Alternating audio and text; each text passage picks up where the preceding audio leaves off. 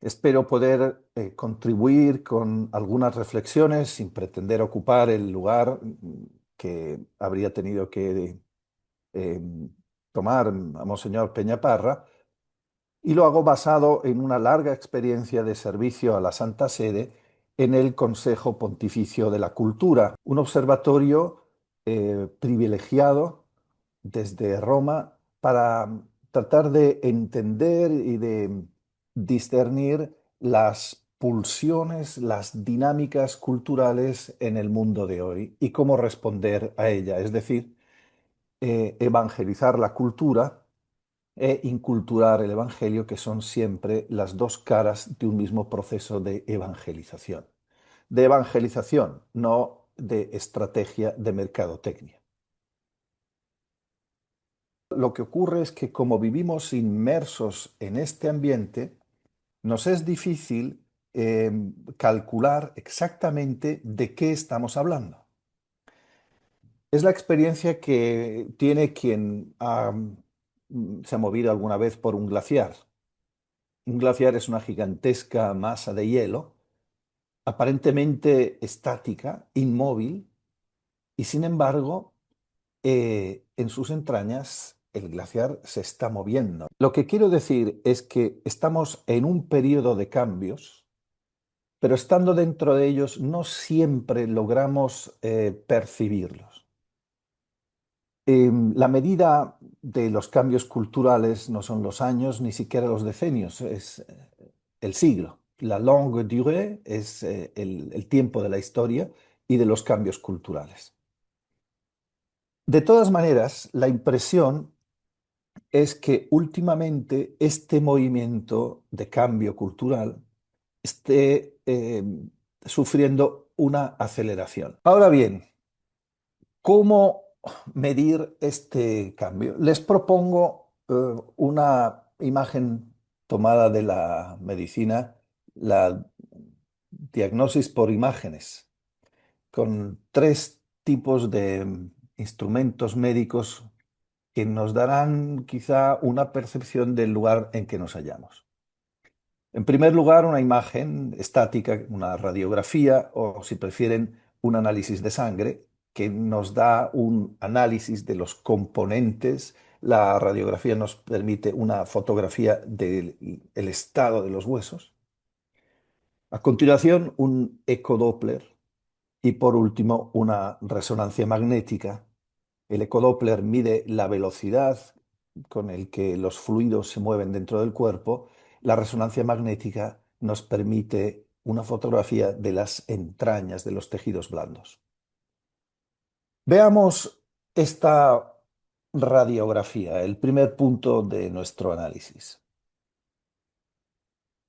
Si nos detenemos en las estadísticas, que sería como el resultado de un análisis de sangre, lo cierto es que el paciente, que es el mundo en el que vivimos, presenta un cuadro sumamente preocupante, como un paciente que tenga altos los niveles de colesterol, triglicéridos, glicemia o azúcar. El mundo en el que vivimos, al menos el mundo occidental en el que se desarrollan nuestras vidas, presenta valores también sumamente preocupantes. Todos los indicadores de práctica religiosa, es decir, los indicadores de frecuencia o práctica de la misa dominical, de matrimonios religiosos, de bautizos y frecuencia de otros sacramentos e incluso de funerales religiosos, descienden en todo el mundo. El número de vocaciones, eh, l- los miembros de las órdenes religiosas y familias religiosas se ven obligados a cerrar casas cada día, a unificar los que fueron grandes semilleros de vocaciones religiosas y para la vida consagrada en el mundo. ¿Qué quiere decir esto? Bien, en algunos lugares la Iglesia, que fue protagonista de la vida pública, con una autoridad indiscutible en la vida social, eh, ha pasado a la irrelevancia. Siguen sus opciones políticas o morales sin tener en cuenta esta autoridad. Eh, por eso un autor reciente, Armando Mateo, habla de la irrelevancia de la Iglesia, que precisamente presenta una ventaja inédita. Si miramos la radiografía de esta sociedad, los indicadores son preocupantes y tratar de engañarse, pues es ilusorio. En otro ambiente, los indicadores muestran también signos preocupantes. Me refiero, por poner solamente un ejemplo, en el ámbito del desarrollo tecnológico, especialmente de las tecnologías de la información, al desarrollo de inteligencia artificial, la difusión popular de la inteligencia artificial. Estamos delegando cada vez más en manos de inteligencia artificial decisiones éticas detrás de las cuales siempre había una persona. Pensemos también en el progreso de la medicina. Em, Cada año trae algún descubrimiento nuevo que permite luchar más eficazmente contra enfermedades que hasta ahora parecían insalvables.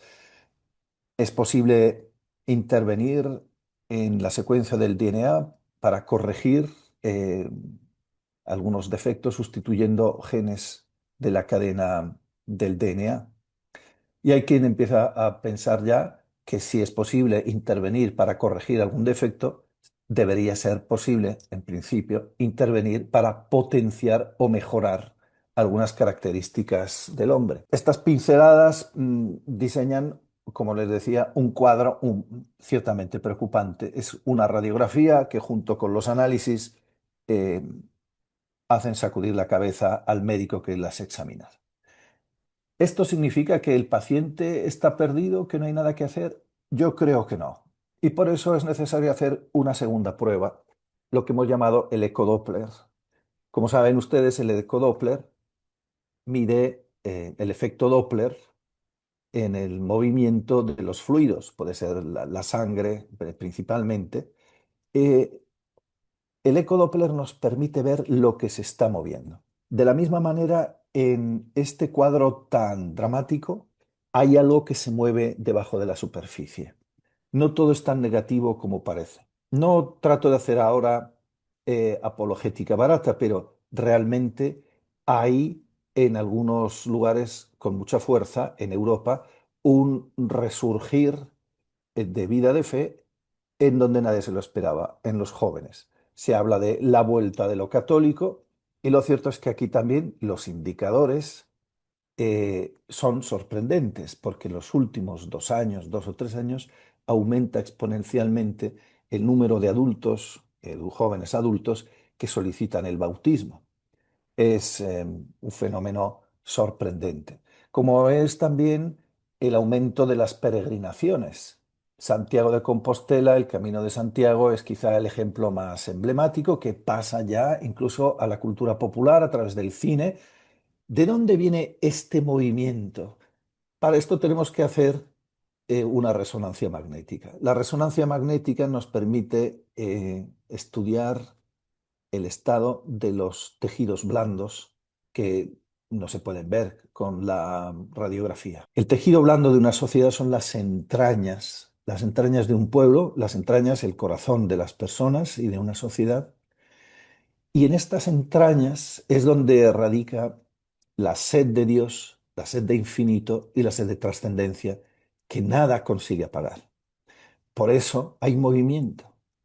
Lo que pasa es que la sed de Dios, la búsqueda de Dios que está en el principio de la fe, hoy se orienta a veces por canales y en direcciones diferentes. Pero la búsqueda de Dios está presente, siempre. Y olvidamos que en el origen de la fe está la búsqueda de Dios. San Agustín, tan de moda ahora que tenemos un Papa Agustino, en el Tratado de Trinidad dice que a Dios se lo busca para encontrarlo y encontrado buscarlo con más avidez. Es la experiencia de todos los santos. Anteayer celebramos a Santa Catalina de Siena, una joven italiana del siglo XIII-XIV, analfabeta, que escribe, como San Agustín, acerca de esta búsqueda de Dios, una búsqueda no a ciegas, no en el vacío, pero una búsqueda de Dios. Dios es el Dios que se busca y una vez encontrado, invita a buscarlo todavía con más afán. Y esto no ha dejado nunca de existir.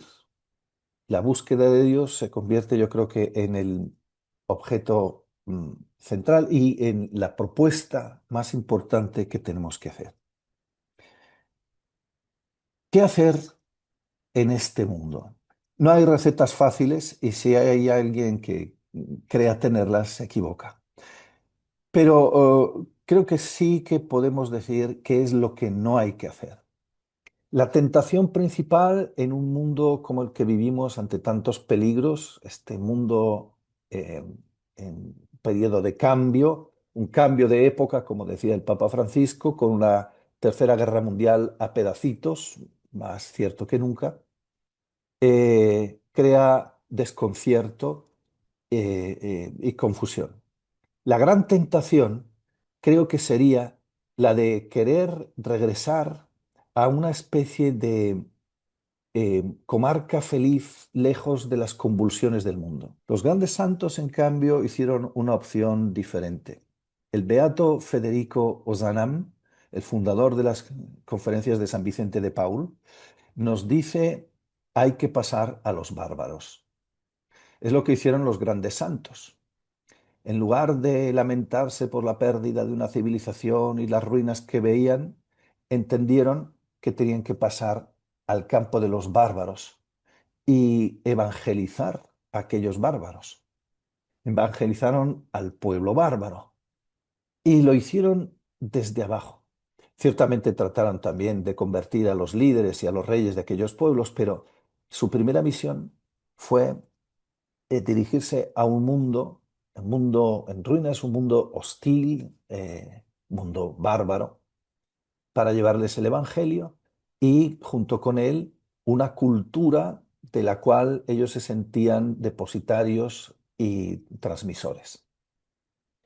Queridos amigos, el panorama puede parecer negativo y ciertamente lo es, pero eh, Cristo es el Señor de la historia, dice el Concilio Vaticano II. Él es el origen, guía y meta del universo, dice la Escritura.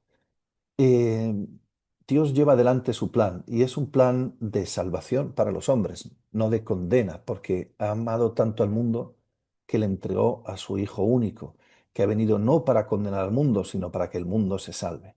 Y Dios lleva adelante su plan, con retrasos por nuestra parte, pero lleva adelante sin duda su proyecto. Y esto tiene que darnos mucha esperanza.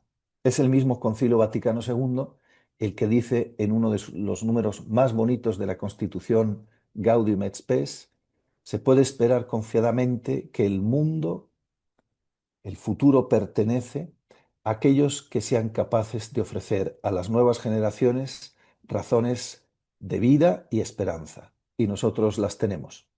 Muchas gracias.